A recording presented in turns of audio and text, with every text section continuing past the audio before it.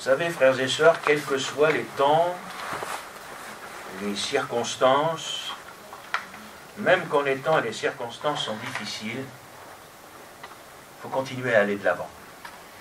On n'a pas le choix. La tentation, c'est de s'arrêter.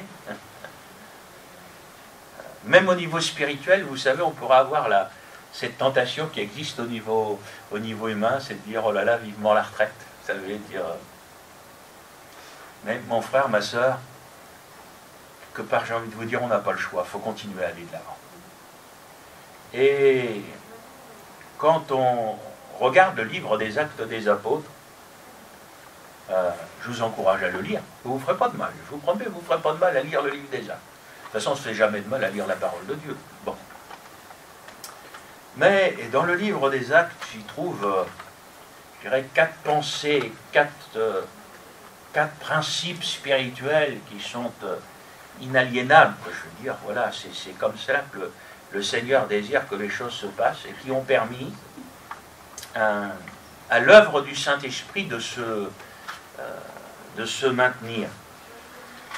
Et je ne sais pas si vous avez déjà médité cela, mais le livre des Actes des Apôtres couvre une période qui dure une trentaine d'années à peu près. Hein, entre le début du livre des Actes jusqu'à la fin du livre des Actes, vous avez à peu près une trentaine d'années qui s'est écoulée. Et ce que l'on voit, c'est qu'au bout de 30 ans, à la fin du livre des Actes, le Saint-Esprit était encore répandu. Et le Saint-Esprit agissait toujours.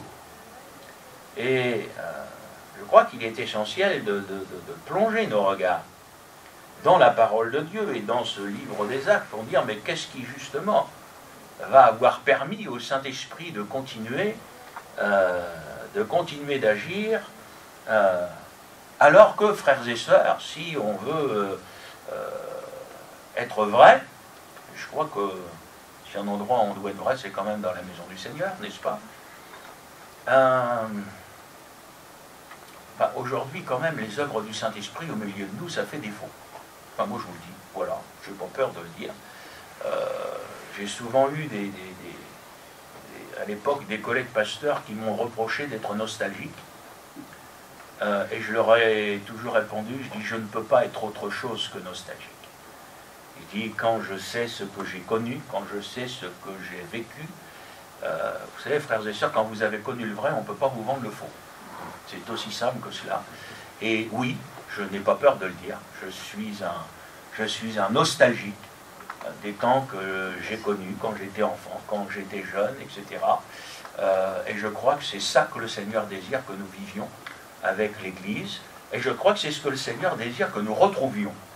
Et c'est ce à quoi nous devons nous attacher, pas chercher à remplacer aujourd'hui par toutes sortes d'artifices pour faire comme si le Saint-Esprit était là, alors qu'il est en manque très souvent, mais au contraire, avec la parole de Dieu, accepter de nous tenir devant Dieu, j'ai pas peur de le dire, pour retrouver ce que nous avons perdu. Pour retrouver ce que nous avons perdu. Alors, je voudrais vous inviter à commencer cette méditation dans le chapitre 4 du livre des Actes.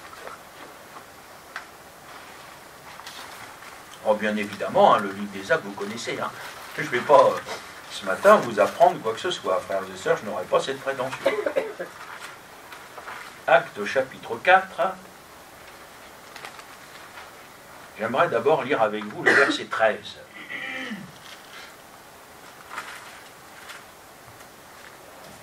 Lorsqu'ils virent l'assurance de Pierre et de Jean, ils furent étonnés, sachant que c'étaient des hommes du peuple sans instruction.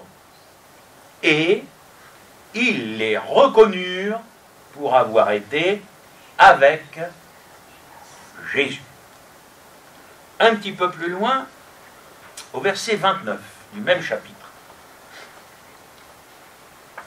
Maintenant, Seigneur, vois leurs menaces et donne à tes serviteurs d'annoncer ta parole avec une pleine assurance, en étendant ta main, pour qu'il se fasse des guérisons, des miracles et des prodiges par le nom de ton saint serviteur Jésus. Quand ils eurent prié, le lieu où ils étaient assemblés trembla. On n'est pas dans l'acte 2, là, on est dans l'acte 4. Hein. Et ils furent tous remplis du Saint-Esprit, avec quelles conséquences? Ils annonçaient la parole de Dieu avec assurance. Verset 13. Lorsqu'ils virent l'assurance de Pierre et de Jean. Verset 29. Donne à tes serviteurs d'annoncer ta parole avec une pleine assurance. Verset 31, une fois qu'ils sont remplis du Saint-Esprit, et ils annoncent la parole de Dieu avec assurance. Je vais vous dire, frères et sœurs, il y a quand même une manière d'annoncer la parole de Dieu. Et je crois qu'il y a une différence quand on l'annonce avec assurance et quand on l'annonce sans assurance. Quand on va l'annoncer, la prêcher avec foi, avec conviction, et puis, excusez mon expression, mais on peut aussi parler comme un livre. Hein. Je n'ai pas été surpris, mais en Suisse, il y a une église qui a fait une expérience. Quand je dis une église, des bâtiments. Ils ont fait un culte avec l'intelligence artificielle. Donc le dimanche matin au culte, c'est un logiciel d'intelligence artificielle qui a préparé la prédication et qui a prêché. Parce que vous savez qu'à l'intelligence artificielle, vous avez une voix électronique. Donc voilà, le dimanche matin, ils ont fait cette expérience. Moi, j'ai un de mes collègues dans les églises bibliques qui est ingénieur de formation. Il m'a dit, écoute Gilles, moi j'ai voulu tester, voir comment... Et il dit, j'ai donné à une intelligence artificielle un thème biblique pour voir qu'est-ce que ça me sortirait. Et il m'a dit, mais tu verrais la prédication que l'intelligence artificielle m'a sortie. Il m'a dit, c'est un cas d'école biblique. Il m'a dit, j'avais rien à redire. Il m'a dit, tous les points y étaient, etc. Parce qu'en fin de compte, ces intelligences artificielles vont puiser toutes les ressources possibles sur Internet à une vitesse que même notre cerveau ne peut pas faire. Si vous voulez, compile tout ça, etc. Mais, frères et sœurs, on peut toujours aller sur Internet, utiliser toutes sortes de méthodes, mais j'ai envie de vous dire, c'est pas comme ça qu'on va prêcher avec assurance. Et ça, mes chers frères et sœurs, je pense qu'on en est au tout début, ça vient d'arriver, vous allez voir, ça va encore se développer, ça va tellement être facile, les pasteurs n'auront même plus besoin de prendre du temps pour préparer des prédications, ils appuieront sur 3 boutons et puis ça leur sortira directement un truc dans leur imprimante. Formidable. Et prêcher avec assurance. Prêcher avec ces convictions que produit le Saint-Esprit. Pas l'intelligence artificielle. Remplis du Saint-Esprit, ils ont prêché avec assurance.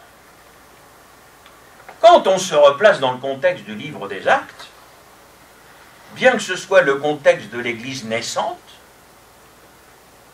bien que nous ayons même une fâcheuse tendance à idolâtrer un petit peu l'Église primitive, je crois qu'il ne faut pas que nous oublions, frères et sœurs, dans quel contexte a grandi cette Église. Hein. Parce que quand nous regardons quand même ce que la parole de Dieu dit, je vous l'ai lu ce matin, Seigneur, vois leurs menaces. Et Seigneur, face à ceux qui nous menacent, donne-nous la grâce de prêcher avec assurance. Donc vous avez ce contexte-là, disant que voilà, ils avaient besoin d'assurance pour prêcher, mais à cause de quoi? À cause d'un contexte de persécution qui était là. Et vous savez bien que l'Église, ça a commencé par le martyre d'Étienne, hein, à cause aussi, bien évidemment, de sa prédication. Et moi, je crois, frères et sœurs, qu'un un de ces premiers principes dont chacun de nous a besoin, pas seulement les pasteurs, les serviteurs de Dieu. J'ai envie de vous dire, oui, les pasteurs, les serviteurs de Dieu ont besoin de courage. Je crois qu'aujourd'hui, il faut du courage. D'ailleurs, je n'ai jamais eu l'occasion de prêcher avec vous là-dessus. Je sais que le frère Beau, lui, l'avait fait sur Toulouse. Il avait fait une prédication sur les lâches, en expliquant à l'Église que la place des lâches, c'est dans les temps ardents, de feu et de souffle. Oh là, la question, c'est pasteurs qui prêchent encore des trucs comme ça aujourd'hui. Prêche la parole de Dieu. Et voyez-vous, frères et sœurs, moi je crois que pour continuer à aller de l'avant, pour continuer à vivre l'œuvre, les œuvres du Saint-Esprit, moi je crois que le Seigneur n'a pas besoin de lâches. Mais le Seigneur a besoin de chrétiens courageux. Des gens qui vont avoir de l'assurance. Vous savez, quand l'apôtre va dire « je sais en qui j'ai cru », pas seulement je sais que j'ai cru dans le Seigneur Jésus, ça veut dire mais moi je sais ce que je crois, je sais ce que je veux. Et il y a là une position qui est une position courageuse. Et malgré les menaces, ils ne se sont pas tus. Mais malgré les menaces, ils ont continué à annoncer la parole de Dieu avec assurance. Ils auraient pu prier en disant « Seigneur, cache-nous, pour que rien ne nous arrive, protège-nous surtout, Seigneur, pour qu'on n'aille pas en prison, pour qu'on ne nous tape pas dessus. » Et quand vous regardez le livre des Actes, mais par où ne sont-ils pas passés? Quand vous voyez le parcours de l'apôtre Paul, il a failli mourir plusieurs fois, il a été battu, il s'est retrouvé en prison. Enfin, écoutez, frères et sœurs, et quelque part, j'ai envie de vous dire, vous ne l'entendez pas se plaindre. Nous, si quelqu'un marche sur notre ombre, on va demander à l'Église de décréter une semaine de jeûne et prière parce que ça nous a fait mal. Mais vous n'entendez pas l'apôtre Paul se plaindre. Il considère que, quelque part, la persécution, les oppositions, tout cela, ça fait partie de la vie de ceux qui veulent être fidèles au Seigneur. Vous savez, le Seigneur l'a dit, hein, ceux qui veulent être fidèles seront persécutés. Alors après, quand ça arrive, j'ai envie de vous dire, soyez pas surpris. Parce que la parole de Dieu l'avait dit.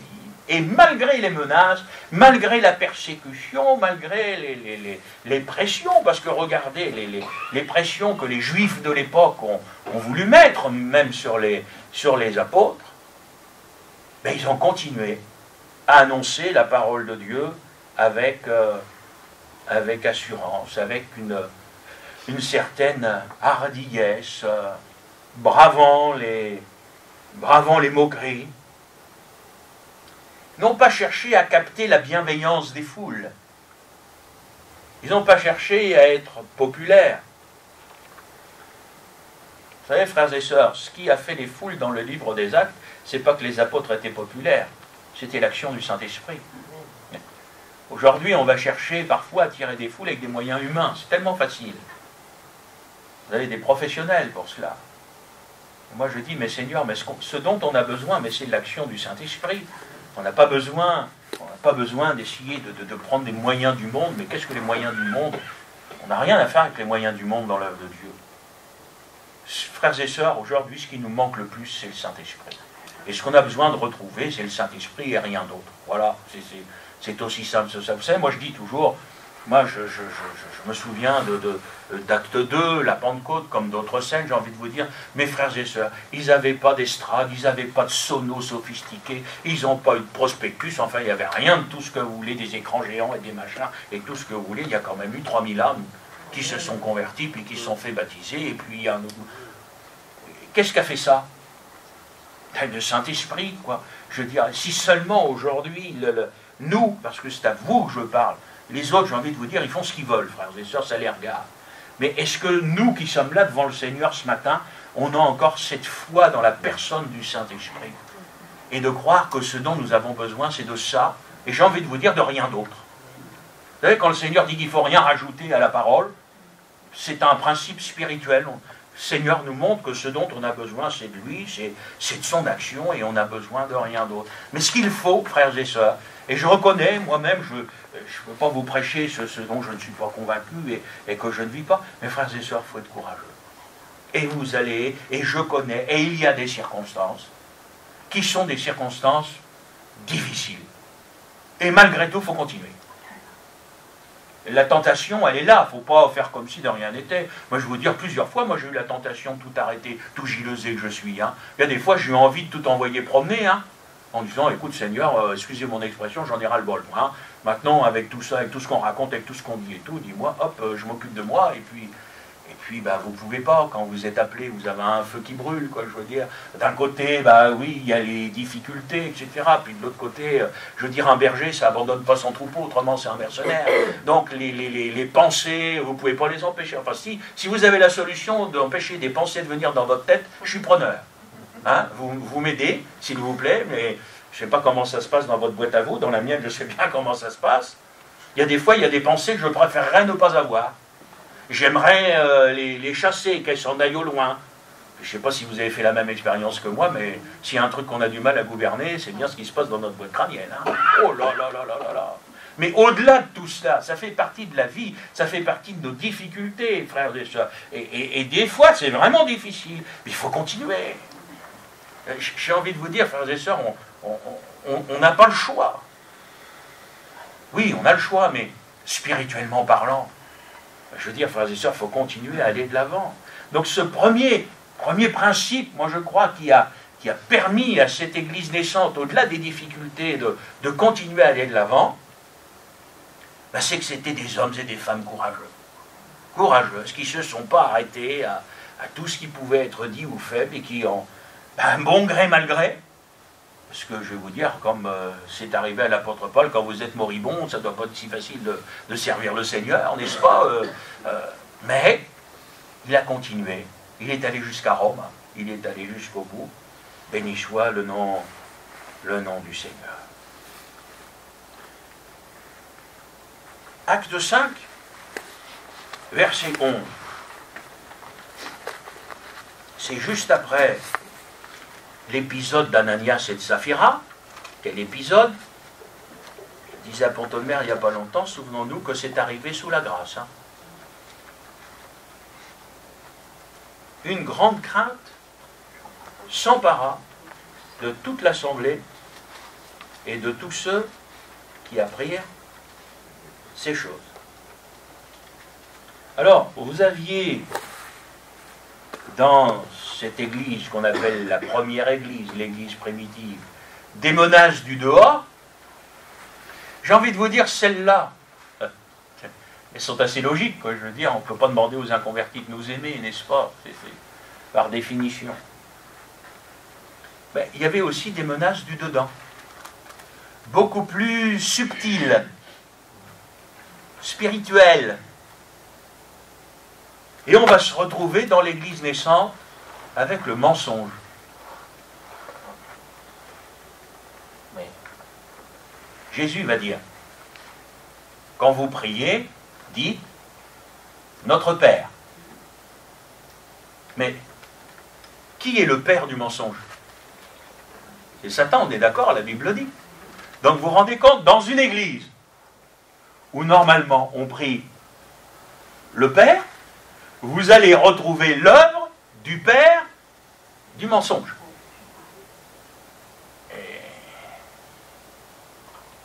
Et le Saint-Esprit dans tout ça. Ben ça, le Saint-Esprit ne l'accepte pas. Le Saint-Esprit ne le tolère pas. Alors, peut-être que certains auraient apprécié la belle offrande qu'apportaient Ananias et Saphira. Vous et moi, quand on connaît le texte et le contexte, on voit que le Saint-Esprit ne s'est pas du tout attaché au montant de l'offrande. Pourtant, je pense qu'à mon avis, l'enveloppe devait être bien remplie. Hein. S'il y avait une enveloppe, on se comprend. Hein. Le Saint-Esprit l'a regardé à ce qu'il ne se voit pas. Il l'a regardé au cœur. Parce que le plus important pour le Saint-Esprit, ce n'est pas ce qu'on met dans l'enveloppe. Même si c'est important. Je ne vais pas dire ce que je n'ai pas dit. Mais le Saint-Esprit regarde d'abord aux motivations de notre cœur. Et là, il y avait un couple de menteurs qui voulaient faire croire qu'il donnait comme tout le monde, alors que c'était complètement faux. Vous savez, frères et sœurs, il y a des choses que le Saint-Esprit ne supporte pas dans la maison du Seigneur. Il y a des choses que le Saint-Esprit ne supporte pas dans la vie des chrétiens. Et une chose que le Saint-Esprit ne supporte pas, c'est le mensonge. Le Seigneur désire que nous soyons des hommes et des femmes vrais. Parce que notre Dieu, c'est un Dieu de vérité. Parce que sa parole, c'est la parole de la vérité. Parce que Jésus a dit, je suis la vérité. Et Dieu veut que la vérité soit au fond du cœur. Et s'il y a une chose que le Seigneur ne supporte pas, ben c'est le mensonge. Et vous savez, frères et sœurs, le mensonge, ce ne sont pas seulement des paroles fausses que nous comprenons, que nous prononçons pas. L'hypocrisie, par exemple, c'est aussi une forme de mensonge. C'est faire croire aux autres que nous sommes, en fin de compte, ce que nous ne sommes pas. Donc on peut avoir un extérieur trompeur. Vous voyez, c'est une forme de mensonge. Le Saint-Esprit ne supporte pas cela. Il veut que nous soyons vrais devant lui. Alors, maintenant, vous commencez à me connaître, j'ai des pensées bizarres, je me dis, mais Seigneur, s'il fallait que tu agisses encore par le Saint-Esprit, comme tu le faisais dans le livre des Actes des Apôtres. Parce que quand les gens parlent du Saint-Esprit dans le livre des Actes des Apôtres, ils sont tous d'accord pour les miracles, pour les guérisons. Mais est-ce qu'ils sont encore aujourd'hui tous d'accord pour Ananias et Saphira? Parce que ça fait aussi partie de l'œuvre du Saint-Esprit. De dire, bah Seigneur, oui aux miracles, oui aux guérisons, et oui pour que meurent dans l'Église les menteurs. Là, vous allez avoir moins de clients pour l'œuvre du Saint-Esprit, je vous promets. La crainte s'emparait. Et moi, je crois, frères et sœurs, qu'on ne doit pas vivre dans la... J'ai fait une étude biblique, là, à Pont-de-Mer, sur la crainte de Dieu. On ne doit pas vivre en ayant peur de Dieu. On ne peut pas avoir une relation de peur avec notre Père Céleste. C'est pas possible. Alors, il y a vraiment quelque chose qu'on n'a pas compris dans la vie chrétienne. Mais il va y avoir ce désir de plaire à Dieu. J'ai envie de dire, cette peur de lui déplaire. Quand on lisait tout à l'heure avant la Sainte Seine, ayez en vous les sentiments qui étaient en Jésus. Mais c'est ça. C'est, Seigneur, moi je ne veux pas supporter dans mon cœur des choses que toi tu ne supportes pas. Je veux avoir dans mon cœur les sentiments qui étaient en Jésus. Et la crainte s'emparait de chacun. Pourquoi ? Parce qu'il y avait un désir de pureté, il y avait un désir de vérité, il y avait un désir de sainteté. Et bien, moi j'ai envie de vous dire, la sainteté, c'est encore une prédication pour aujourd'hui. La sanctification, c'est encore une prédication pour aujourd'hui. Certains voudraient qu'on évolue, moi j'aimerais vous dire, la parole de Dieu, elle ne change pas. Oui, c'est évident.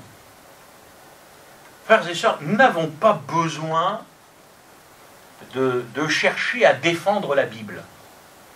Moi, j'ai envie de vous dire, la Bible, elle se défend toute seule. Ce qui est écrit, et personne ne pourra jamais le changer.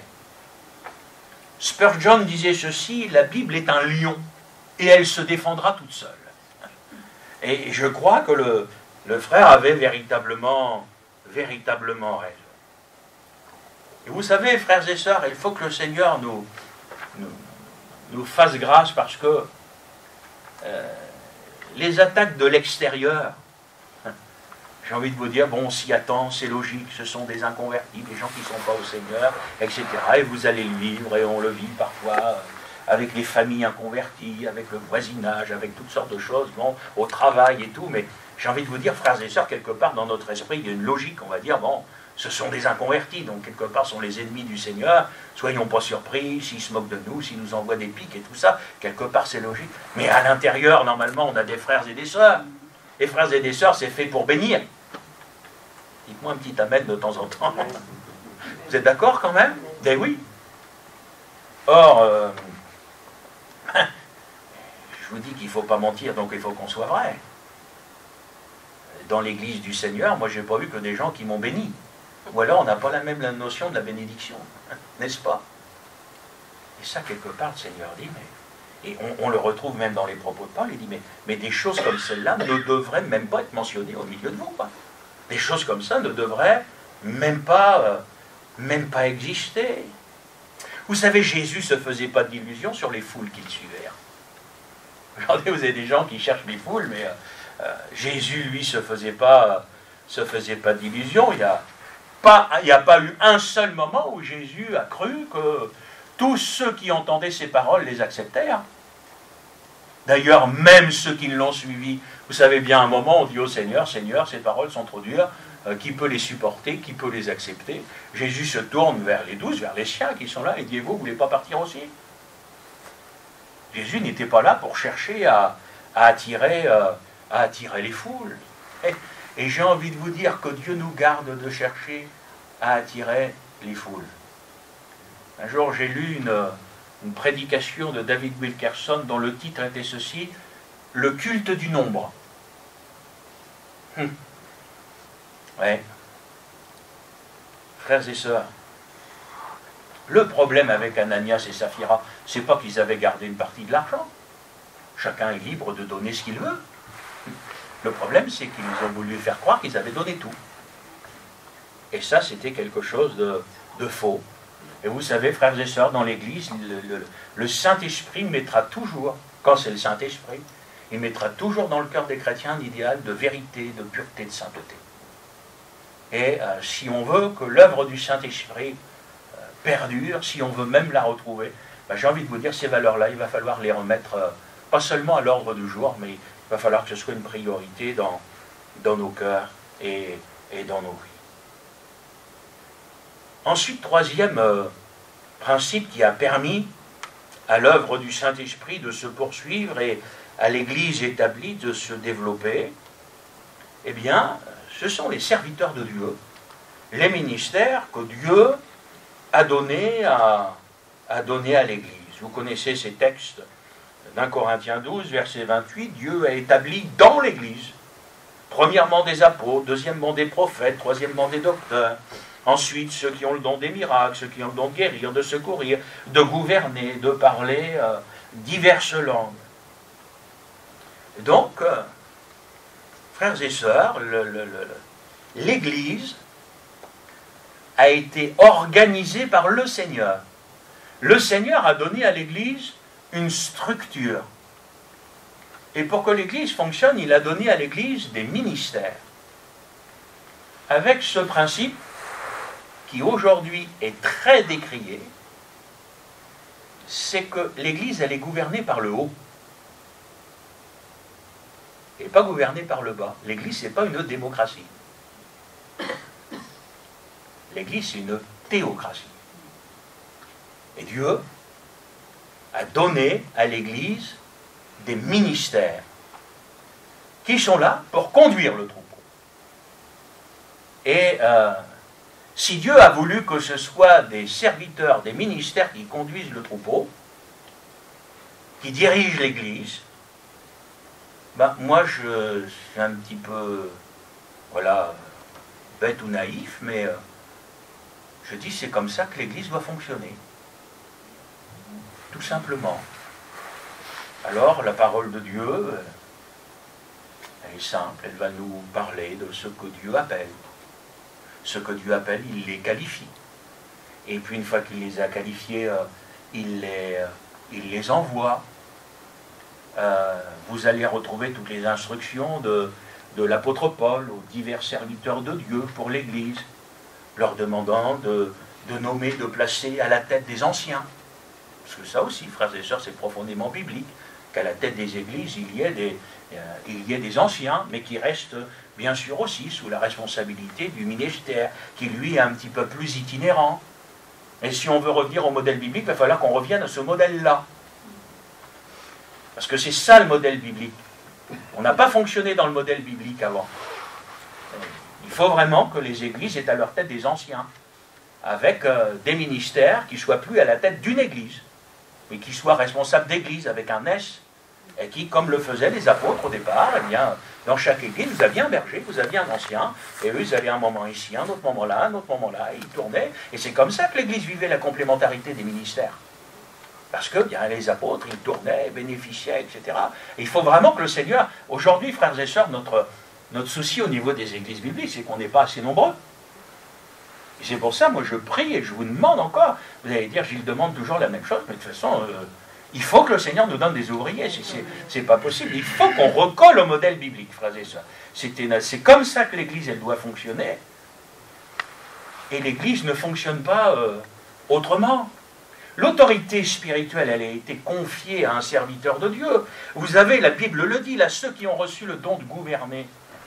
Mes frères et sœurs, même quand vous dirigez des chants, vous conduisez l'Église, il faut que celui qui conduit les chants, il faut qu'il soit rempli du Saint-Esprit, il faut qu'il donne cette direction à l'Église. Moi, j'ai eu des moments, frères et sœurs, où j'avais prévu des cantiques, et puis où je n'ai pas chanté les cantiques que j'avais au départ prévu de chanter, parce que vous avez cette sensibilité au Saint-Esprit qui, à un moment, peut amener au contraire au lieu de chanter, d'amener l'Église, je ne sais pas, dans la louange, etc. Vous aviez prévu, parce que il n'y a aucun fondement biblique là-dedans, c'est juste notre organisation. Je veux dire, bon, moi j'ai toujours eu l'habitude de faire la Sainte Seine avant la prédication. Je veux dire, on peut faire la Sainte Seine après la prédication. J'ai envie de vous dire, voilà, on n'est pas fermé dans une liturgie, il n'y a pas de problème. Mais j'ai envie de dire, il faut se laisser conduire par le Saint-Esprit. Peut-être qu'à un certain moment, mais il vaudrait mieux que ce soit la prédication avant et puis le moment de louange après, et vice-versa. Mais j'ai envie de vous dire, mais ça, frères et sœurs, vous ne pourrez jamais le vivre avec un groupe de louanges. Hein. Il faut qu'il y ait un frère qui dirige l'Église, parce que pour diriger l'Église, la parole de Dieu n'a pas donné ça aux sœurs, c'est écrit. Et il faut que ce frère soit rempli du Saint-Esprit. Mais pour diriger, il faut qu'il y ait une autorité spirituelle. Voilà, c'est pour ça, comme pour le reste, frères et sœurs. Et c'est le modèle biblique. C'est ce que Dieu a donné. C'est pas pour cela que le rôle des sœurs est minimisé. Enfin, je veux dire, c'est un des...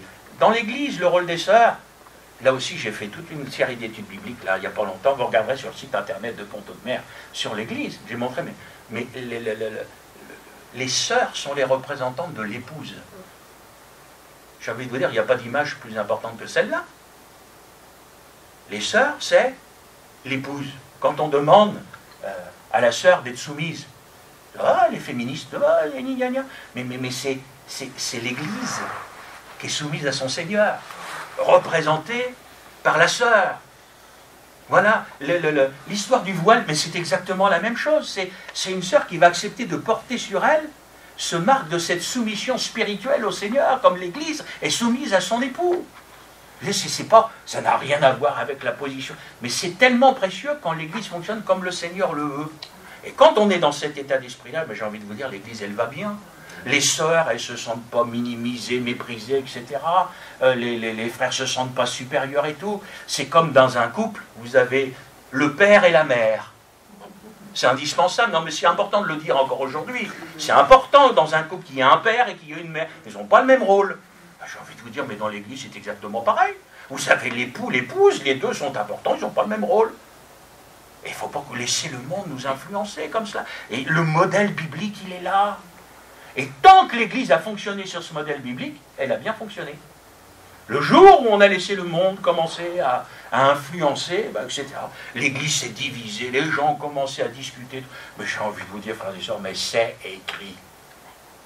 Pourquoi aller chercher ce qui n'y est pas, quand on a déjà du mal à mettre en pratique ce qui est écrit? Alors oui, l'Église était conduite, elle était dirigée par des serviteurs de Dieu. Et vous savez, frères et sœurs, une fois de plus, quand on veut être vrai, vous savez, les difficultés qu'une Église peut rencontrer, ce sont des difficultés spirituelles. Hein.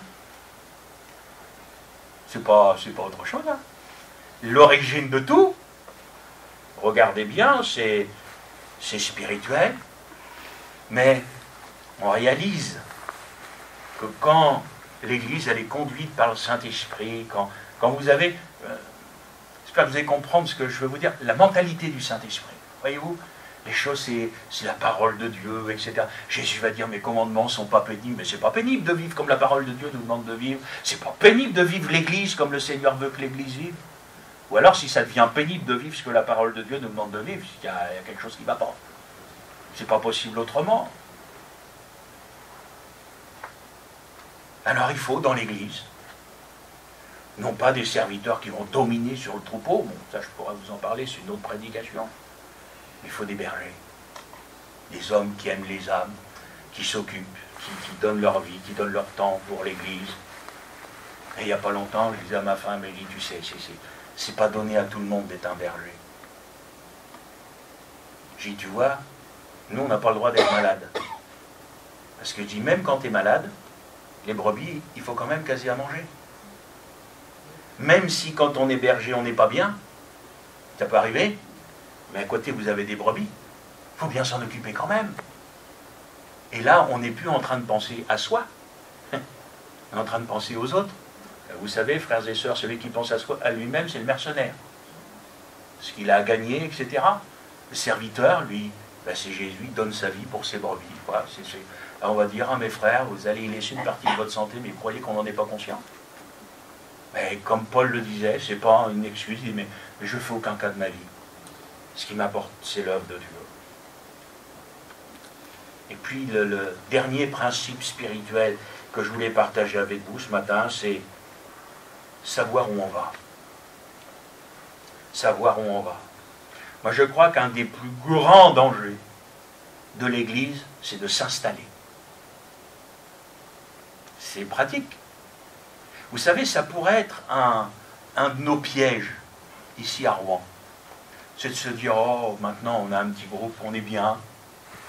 Hein, on a des frères qui viennent, on a la prière, on a les cultes, voilà, ça rentre un petit peu dans notre vision de l'Église, merci Seigneur, puis on attend tranquillement que le Seigneur nous reprenne comme ça.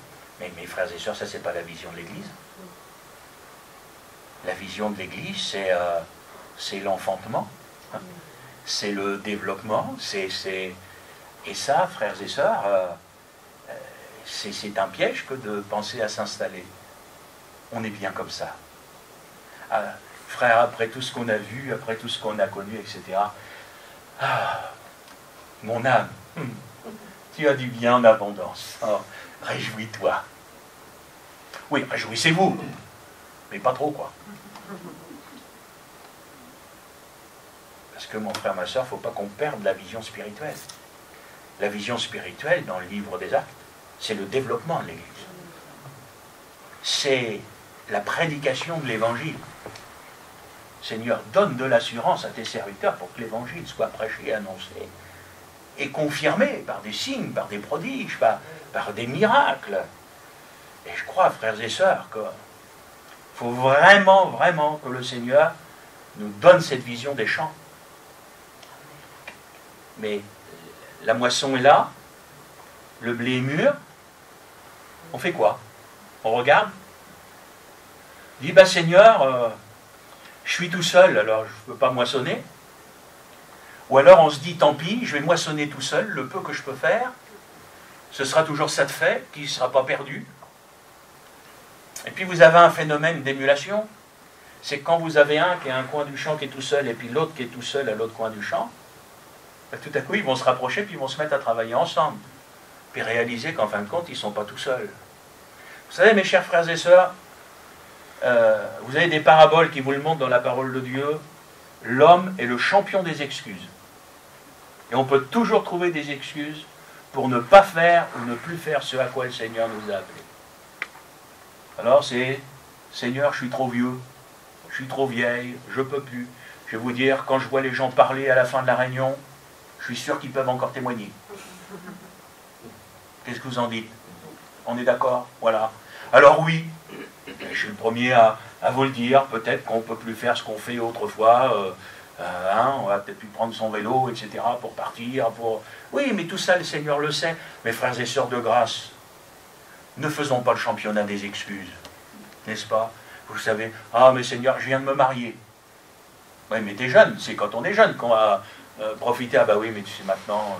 Seigneur, il faut que je gagne des sous parce qu'il faut rembourser la maison, il faut rembourser la voiture, il faut rembourser tous les 10 000 crédits qu'on a fait, etc. Parce qu'on n'accepte plus de vivre dans la simplicité. Donc on n'a pas les sous, mais il faut qu'on vive comme tout le monde. Alors on s'est mis une tonne de crédit sur le dos. Seigneur, comprends bien, maintenant il faut qu'on rembourse. Donc on passe notre temps au boulot du matin jusqu'au soir. Puis ben Seigneur, quand je rentre le soir, je suis crevé, quoi, j'en peux plus, je suis fatigué, j'ai déjà du mal à m'occuper de ma maison. C'est certainement pas pour aller, Seigneur, témoigner, évangéliser, etc. Et puis, alors vous avez ceux qui sont trop vieux, vous avez ceux qui sont trop jeunes, qui sont trop occupés. Vous avez, comme je vous dis, moi je crois que les hommes sont les champions des excuses. Puis il y a ceux qui ont un regard sur les champs qui sont blancs, puis qui se disent, mais je ne peux pas laisser pourrir les grains de blé. Un paysan, il est fatigué. Ça vous surprend? Et puis, dans 2 jours, la météo lui dit qu'il va y avoir de l'orage qui arrive avec de fortes pluies. Et puis, il a ses champs de blé qui sont là. Puis, maman l'appelle, il vient manger la soupe le soir à 19h30. Puis, comme il mange vite, à 20h, c'est fini. Puis, il dit, oh là là, je m'installerai bien dans mon canapé, n'est-ce pas, tellement je suis fatigué, j'ai déjà travaillé depuis ce matin et tout. Puis, il a les champs, il sait que dans 48 heures, il va pleuvoir. Il va faire quoi, d'après vous? Fatigué ou pas? Ou la nuit, parce que bon, vous habitez en ville, mais on habite à la campagne. Des fois, vous êtes réveillé, vous entendez du bruit, tout con, là, à 2h du matin, là, ou quoi que ce soit et tout. Vous regardez dehors, dans les champs, vous voyez des lumières. Les paysans qui sont en train de moissonner. La nuit, ils sont crevés, ils sont fatigués, mais il faut rentrer.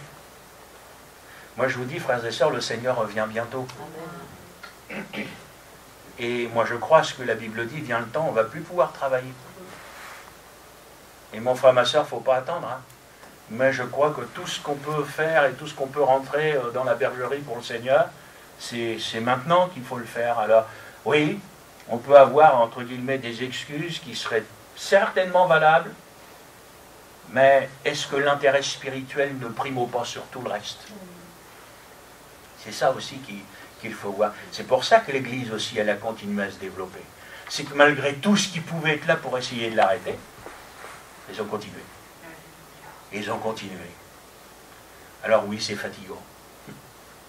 Oui, parfois, frères et sœurs, on peut être découragé. Parfois, il va y avoir l'assaut de l'ennemi, l'ennemi de nos âmes. C'est vrai qu'on vieillit, on fatigue, on n'a plus les mêmes moyens, etc. Mais frères et sœurs, il faut que le Seigneur nous fasse grâce. Il faut continuer à aller de l'avant. Et puis, ben, moi, je suis peut-être un doux rêveur, mais c'est pas grave, ça me fait du bien de rêver. Frères et sœurs, on a besoin du Saint-Esprit. Que le Seigneur remplisse l'Église du Saint-Esprit pour voir toutes ses œuvres, y compris la crainte de Dieu. Pas seulement le miraculeux et ceci, cela, y compris la sainteté, y compris la pureté, la crainte de Dieu dans l'Église, parce que l'Église, la parole de Dieu nous le dit, c'est un édifice bien coordonné. Hein. On ne fait pas n'importe quoi dans l'Église, ça c'est pas vrai. Hein. Sous prétexte de la grande liberté que le Saint-Esprit nous donnerait. Hein. Cette grande liberté, c'est surtout une liberté à l'égard du péché, hein, que le Seigneur nous a donné. Alors bon courage. Que va être 2024? J'en sais rien du tout. Mais ce que je sais, c'est que le Seigneur sera avec nous. Alors que le Seigneur vous bénisse. Je te rends grâce.